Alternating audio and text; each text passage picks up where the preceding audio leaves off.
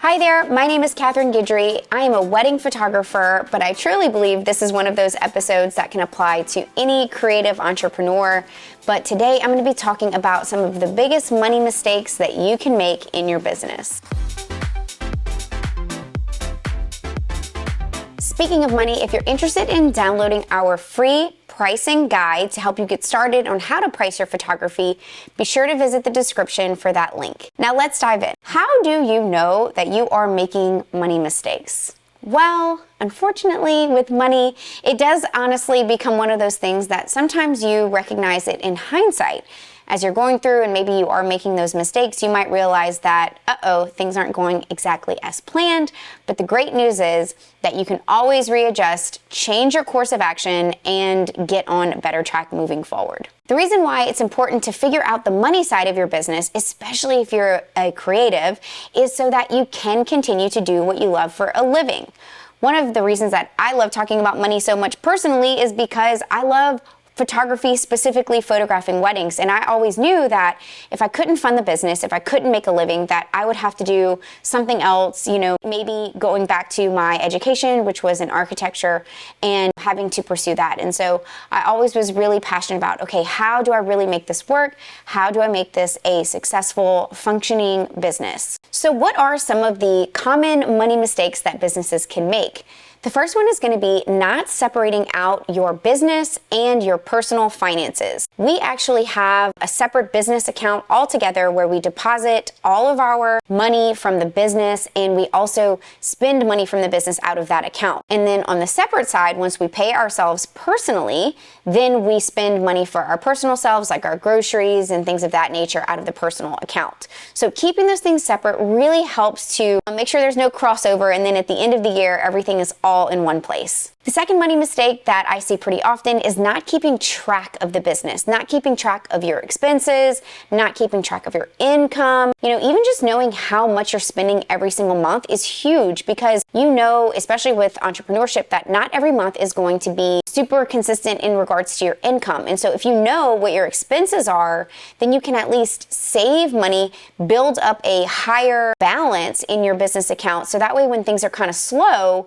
okay, at least I still have X per month available in that slow 2-month season. So for example, summers are really slow here in Louisiana, and because it's really hot. And so in those months, I try to have a bigger business balance, knowing that we're not going to have as many events. And I know what my monthly expenses are, and so I can refer to that. Being unaware of your booking calendar is another mistake that I think you can make. Burnout is very real, and if you're not keeping track of how many bookings you're having, readjusting your pricing as you continue to book for the year, those things can put you in a position of feeling very burnout and resulting in you not being able to serve your clients well. So, of course, as a business, we want to make money, but also a money mistake could be not keeping track of how much money you're making. Maybe you're just making more, but then that can impact how much time you have, how much energy you have, and so that would be a money mistake in my mind. The next money mistake is going to be not charging enough. Speaking of burnout, if you are in a place where you're booking so quickly, supply and demand is very real. If you have such a full calendar, then you're going to want to raise your prices so that you can slow down your bookings a little bit. Not charging enough is huge. It impacts how people perceive your business. It impacts the type of referrals that you get. It impacts how many bookings you get. So pricing yourselves appropriately based on your experience, your knowledge, your market, all of that really matters. And the last money mistake that I think is going to be, I say the last money mistake, there's many that you can make, but the last one that I wanted to touch on is going to be leaving your job, if you have a full-time job or if you have a part-time job, leaving that job too soon to pursue an entrepreneurial endeavor. One of the things that happened to me in my business was that I started the business out the gate, out of college. I had no other form of income, and so I had to take every single job I could get, even if it wasn't exactly the type of job that would fit the portfolio or was where I wanted to take the business. I would just have to take everything that would make money just to pay my bills. What I've realized in the later years, even through mentoring other people, is that if you have another form of income of some sort, maybe it's a side gig or a spouse or some sort of passive income, hold on to that and try to use that to leverage your business and allow you to be a little bit more picky in terms of how much work you're taking. So I think that could really help you propel the business really quickly and build the portfolio sooner. Okay, so now that we know the type of money mistakes, you might be wondering what you can do to avoid them. Well, you're already doing the right thing by listening to this right now.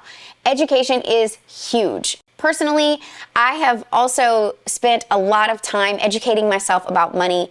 Ironically enough, we don't focus a ton on money in high school and even in college. And so I found myself in the early entrepreneurial years listening to a lot of money podcasts. Some of my favorite money podcasts and financial podcasts are Money with Katie. I think that one's really great. Millennial Money, Retiring with Enough. That's actually my dad's podcast, Retiring with Enough. He is very great at investing and all of those things. And so that's one that I would recommend.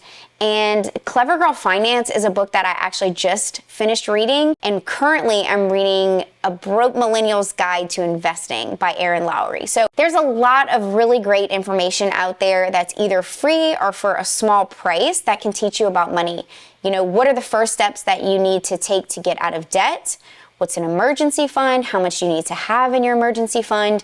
And then of course, once you get all those boxes checked, then you want to learn about investing, whether it be real estate or the stock market, and understanding what to do with that extra money that you have. When you start a business, there's a lot of other money things that come into play, maybe sales taxes and annual taxes, you know, how to keep your deposits and your expenses organized, what softwares do you need to subscribe to. Even with that, knowledge is power. You want to have an accountant to help you, a professional who can guide you through that part of things.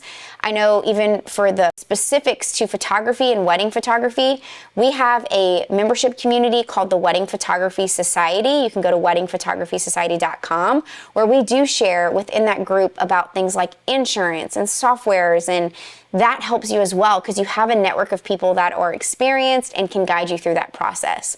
So knowledge, educating yourself, learning about what you need to do and maybe what you need to not do to save money. I talk about things here in these podcasts and YouTube episodes to help you in that journey because it is a lot. We're already learning about how to shoot and how to have a good technique and create a good client experience. And on top of that, you have to learn about the business. So educate yourself, check out those resources that I just named, and just get to learning. Is there a software that I recommend to keep track of money? Yes, a couple of them. We use Dubsado for our client management system. I'll put a discount code here for you if you're interested in checking that out. But, you know, although Dubsado is really for the client side, contracts, emails, invoices, all that good stuff, one of my favorite things about Dubsado is that right when you log in, you can set a money goal for that month. And when you log in, you can see what your money goal is, where you are in that journey. And then you can also see how many invoices you have open, the total value of those invoices. So that's a really nice tool. You can also see your transactions. So my husband, for example, he has his own architecture business. He uses Dubsado for everything, like to keep track of all of his invoices, the total amounts, and he just uses that software. I use QuickBooks in addition to Dubsado because it helps me reconcile my credit cards and my bank account for the business, all the transactions in there. It helps me decipher how much I need to pay in sales tax. So it's a little bit more granular and detailed when you have more transactions per month. So Dubsado combined with QuickBooks is great for me. On the personal side, I've also used a program called Minted, which is great for just looking at your accounts and seeing how much you're spending. However, recently we used Chase. Chase is a great bank to set up your business and your personal accounts with. I'll put a link in the description if you're interested in checking that out, because I think if you sign up, you'll get a little bonus there. But the cool thing about Chase now, especially with their credit cards, is that you can actually look in the back end, like if you log into your online account, you can look and see how much you've spent per month, within a certain date range, within the year, and then what categories you're spending in. Interestingly enough, in one of the money podcasts, I think it was Money with Katie that I was just listening to, she was talking about credit cards and credit card points. And so I did a little bit of research to see what credit cards we use for the business. And the credit card that I use for the business really helps you save on dining and gas. And at the time that I signed up for that credit card, I was spending a lot of time on the road, and gas was a big part of my spending.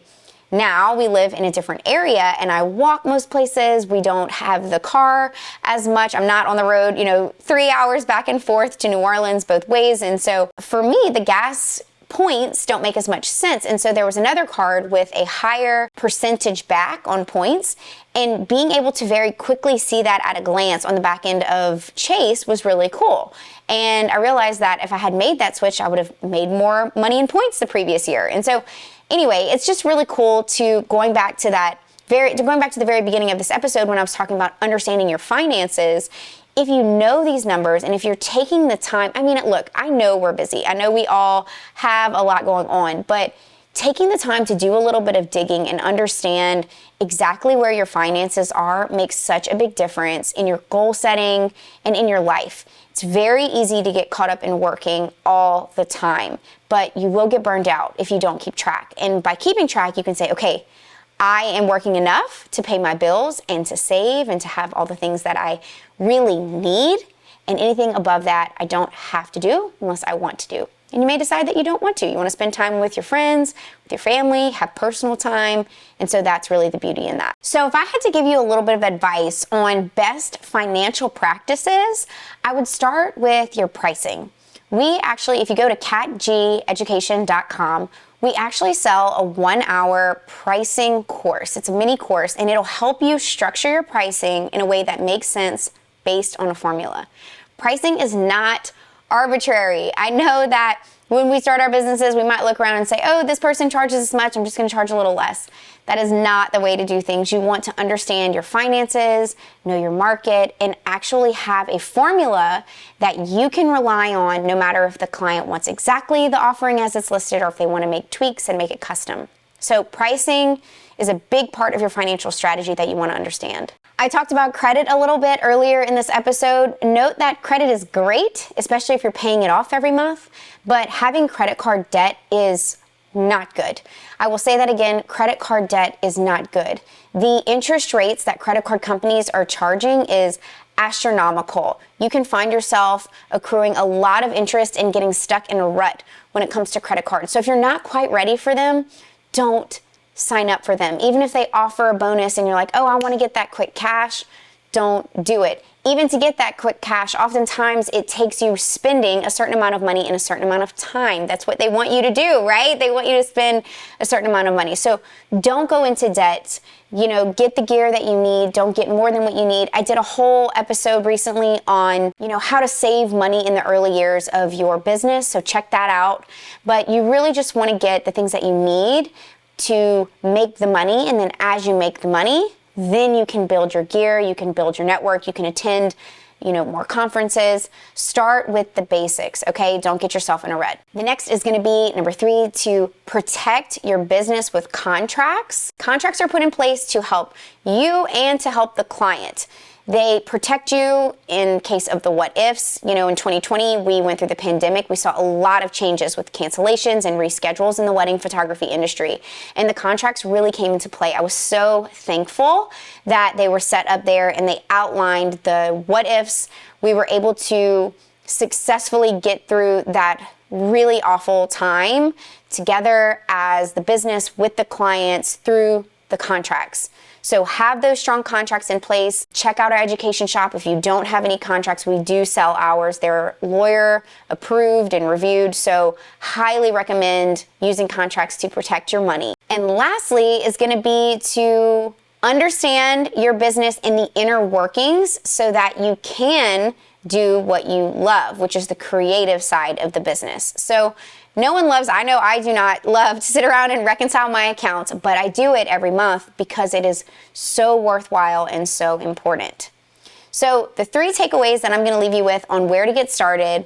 The first is going to be, I know I talked about some educational resources earlier, but for our wedding, we were actually gifted Financial Peace University, which is a Dave Ramsey book. And although we don't follow everything that Dave Ramsey says exactly to the T, that book really helped us lay the financial foundation for our marriage when we were engaged. So Financial Peace University was awesome.